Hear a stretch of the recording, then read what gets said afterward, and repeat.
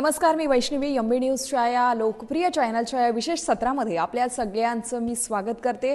आणि विशेष करून आता निवडणुकीची रणधुमाळी सध्या सुरू झाली आहे आणि प्रचाराचे दौरे आपल्याला प्रत्येक उमेदवाराचे प्रत्येक क्षेत्रामध्ये पाहायला मिळते आहे. आणि आपण आलेलो आहोत धामणगाव रेल्वे या क्षेत्रामध्ये आणि स्पेशली म्हणजे अशा उमेदवारांशी आपण आज बातचीत करणार आहोत ज्या 30-32 वर्षापासून राजकारणात असूनही आता पहिल्यांदा निवडणुकीच्या रिंगणात उतरलेले आहे आणि अशाच उमेदवारांशी आपण भेटणार आहोत. आणि नमस्कार ताई, आपलं स्वागत. आपला परिचय. मी डॉक्टर अर्चना अडसड रोठे, पूर्वाश्रमीची अडसड, लग्नानंतरची रोठे.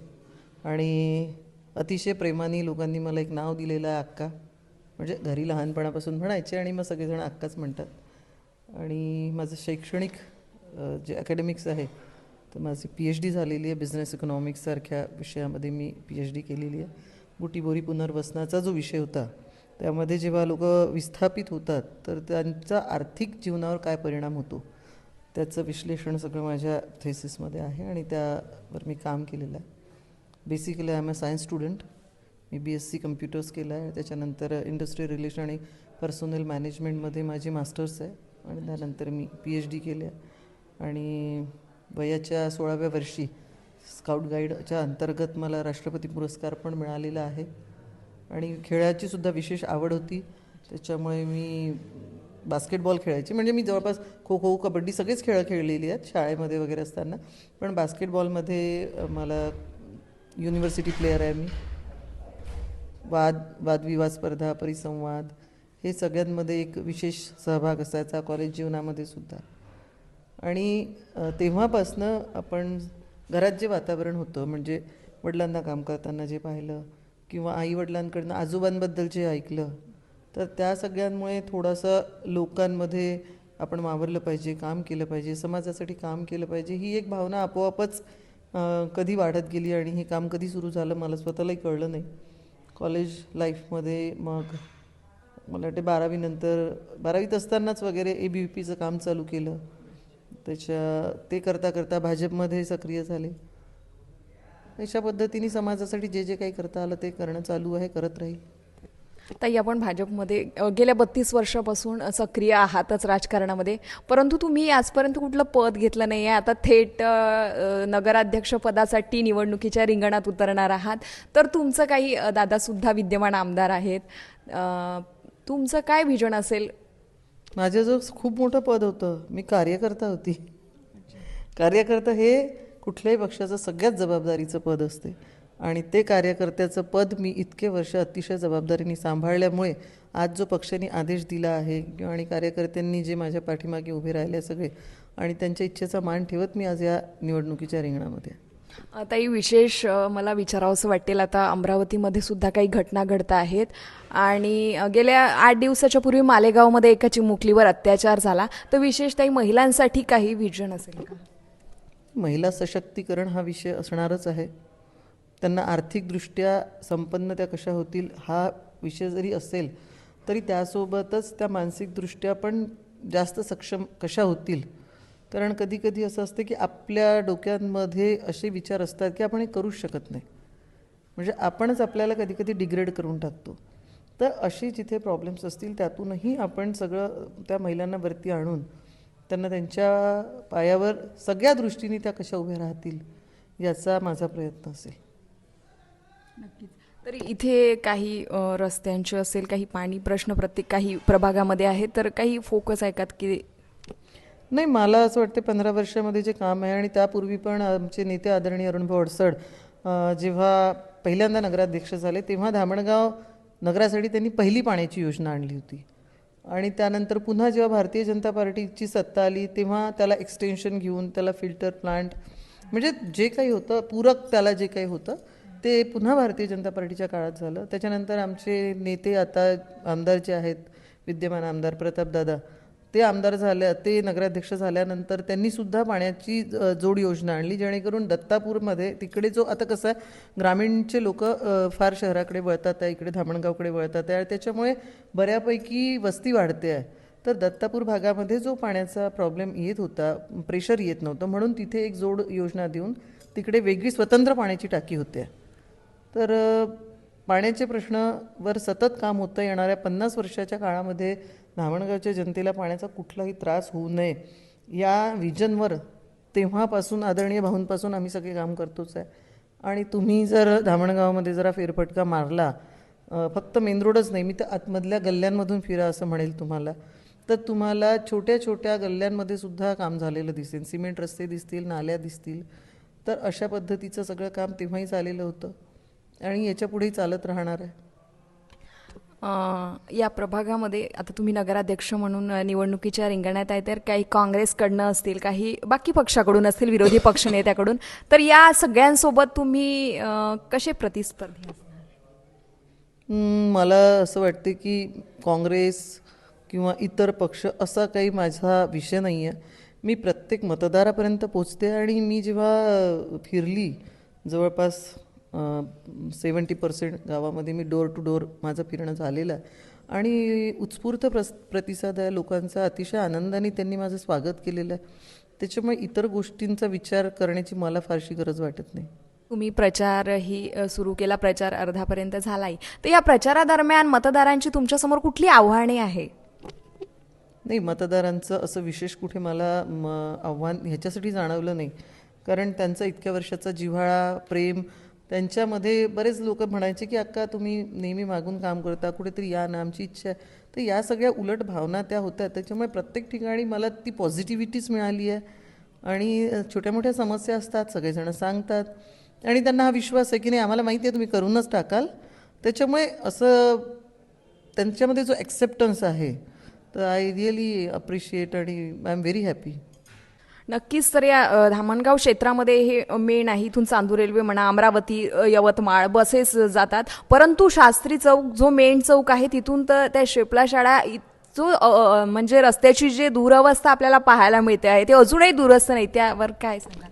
ॲक्च्युली तो रोड सँक्शन झालेला आहे, त्याचं टेंडर लागलेलं आहे, त्याचं काम पण चालू होत होतं आणि त्या कामाला जे एस्टिमेट आहे ती फार हेवी ट्रीटमेंट त्या रस्त्याची आहे.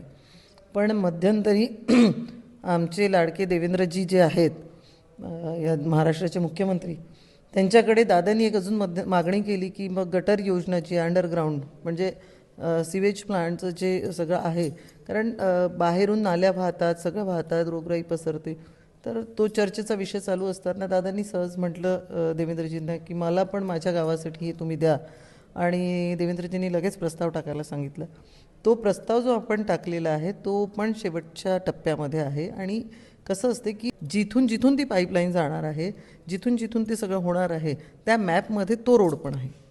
तर ते जे पाईप जातील त्याला ते फोडावं लागेल, तिथून ते पाईप टाकावे लागतील आणि कसं आहे कुठल्याही योजनेमध्ये एकदा पैसा दिल्यानंतर पुन्हा त्याच योजनेवर किंवा त्या ठिकाणी तुम्ही 20 ते 25 वर्ष पैसे टाकू शकत नाही नियमानुसार.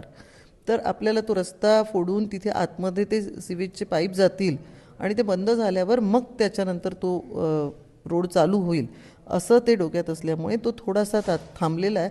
आणि आपल्याला जर भविष्यामध्ये खूप काही चांगलं पाहिजे आहे तर धामणगावातली जनता इतकी सुज्ञ आणि समजदार आहे की ते हे समजून घेतील की नाही आपल्याला हे हवं आहे तर आपण थोडा वेळ सहन करू. आणि त्यांना हे माहिती आहे की जर लहान लहान गल्ल्यांमधले रस्ते झालेले आहेत, छोट्या छोट्या सगळ्या नाल्या झाल्या आहेत, तर तो महत्त्वाचा मुख्य रस्ता होणार नाही असं शक्य नाही आहे आणि त्यामुळे तो विरोधक त्याचा बाऊ करून राहिले, पण जनता त्याला प्रतिसाद देणार नाही हा मला पूर्ण विश्वास आहे.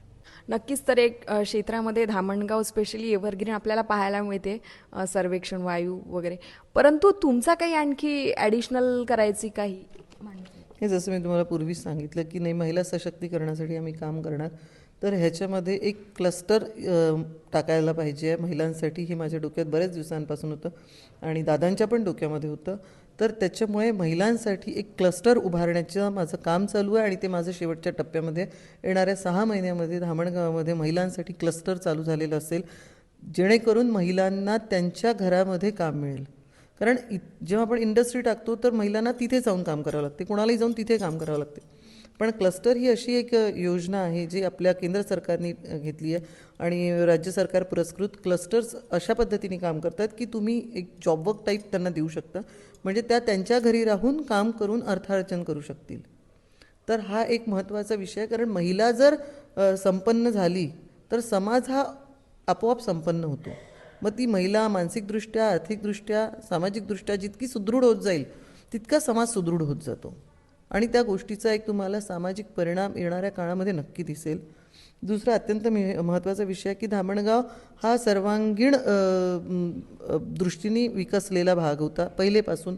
फार म्हणजे मग नाटकं असो किंवा खेळ असो किंवा शिक्षण असो, प्रत्येक क्षेत्रामध्ये धामणगावातले विद्यार्थी, धामणगावातले लोक हिरिरीने भाग घेतात. आणि या दृष्टीने एक धामणगावामध्ये आंतरराष्ट्रीय स्वरूपाचा स्विमिंग पूल उभारायचा असं एक डोक्यामध्ये आहे. त्याच्यासाठी आम्ही जागा बरेच दिवसांपासून शोधतो आहे आणि आय होप की येणाऱ्या काळामध्ये माझ्या हातून, माझ्या टीमच्या हातून हे काम पूर्ण हो. तिसरा महत्त्वाचा मुद्दा असा आहे की धामणगावामधनं किंवा प्रत्येक ठिकाणी ग्रामीणमध्ये मुलं खूप शिकतात, उच्च विद्याविभूषित होऊन मग त्यांना त्या पद्धतीचं काम मिळत नाही, म्हणून मग पुणे मुंबईकडे जातात. तर आमचे नेते आदरणीय प्रतापदादा अडसड हे बऱ्याच दिवसांपासून एका प्रोजेक्टच्या मागे लागलेले आहे. एक स्टील इंडस्ट्रीचा प्रोजेक्ट उभा करावा म्हणून आमचे प्रयत्न चालू ते होईल. आणि दादांच्या कर्तृत्वावर आणि नेतृत्वावर मला विश्वास आहे. त्याच्यामुळे मी दादाच्या वतीने हे म्हणू शकते की 100% दादा हा प्रोजेक्ट खेचून आणतील. पोरांना, इथल्या युवकांना इथेच आपण त्यांच्या हाताला काम देऊ शकू. नक्कीच. तर आपण सांगितलंच की महिला विषय असो, बाकी रस्त्यांचे विषय असो, तुम्ही फोकस करणारच आहात. परंतु आपण निवडणुकीच्या रिंगणात नगराध्यक्षपदासाठी आहे. आपल्याला ठाम विश्वास आहे की आपण निवडणुकीच्या रिंगणात आहे, विजयी व्हाल? 100%.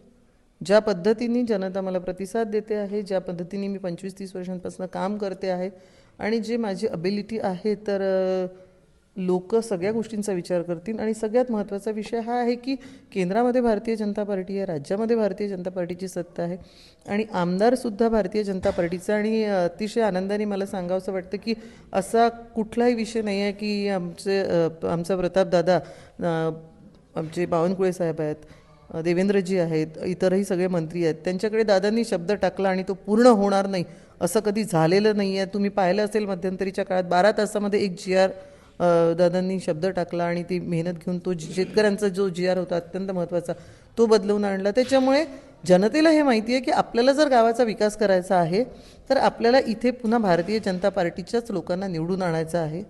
तर या सगळ्या गोष्टी एकत्रितपणे लोक विचार करून 100% आमच्या हाती पूर्ण सत्ता देईल असा मला विश्वास. ताई, एक महत्त्वाचा प्रश्न आणि शेवटचा प्रश्न. सध्या शेतकरी कर्जमाफी व्हायसाठी महत्त्वाचे आंदोलन प्रत्येक क्षेत्रामध्ये चालू आहे. तर बच्चू कडू यांनी आंदोलन केलं होतं नागपूरला. ते मुंबईला जाऊन माननीय देवेंद्र भाऊंसोबत उपमुख्यमंत्री अजितदादा पवार असेल, शिंदे साहेब असेल, यांच्या नेतृत्वामध्ये ती बैठकही संपन्न झाली. त्यांनी जूनची तारीखसुद्धा दिली आहे. यावर काय सांगाल? नाही, हा राज्याचा पॉलिसीचं मॅटर आहे, त्याच्यामुळे त्या मॅटरवर मी बोलणं योग्य नाही आहे. पण नेतृत्व म्हणून मी एक गोष्ट नक्की सांगेल की आमचं नेतृत्व हे नेहमी शेतकऱ्यांच्या पाठीशी राहिलं आणि आमचे लाडके मुख्यमंत्री आदरणीय देवेंद्रजी 100% ह्यातून योग्य तो मार्ग काढून शेतकऱ्यांच्या हिताचा जे काय करायचं आहे ते करतील. नक्कीच. सर, आपल्यासोबत होत्या धामणगाव रेल्वे या क्षेत्रामध्ये नगराध्यक्ष पदासाठीच्या प्रतापदादा अडसर यांच्या भगिनी अर्चनाताई रोठे. आणि त्यांना ठाम विश्वास आहे की नक्कीच कर्तृत्वावर, केलेल्या विकास कामावर, दादांच्या कामांवर विश्वास ठेवून जनता आम्हाला नक्कीच मत देईल, नक्कीच विजयी करतील असाही विश्वास त्यांनी यावेळी व्यक्त केला आहे. धन्यवाद. नक्कीच. तर बघत राहा MB न्यूज, म्हणजे महाराष्ट्रातील बातमीपत्र, आणि लाईक, सबस्क्राईब करायला मात्र विसरू नका.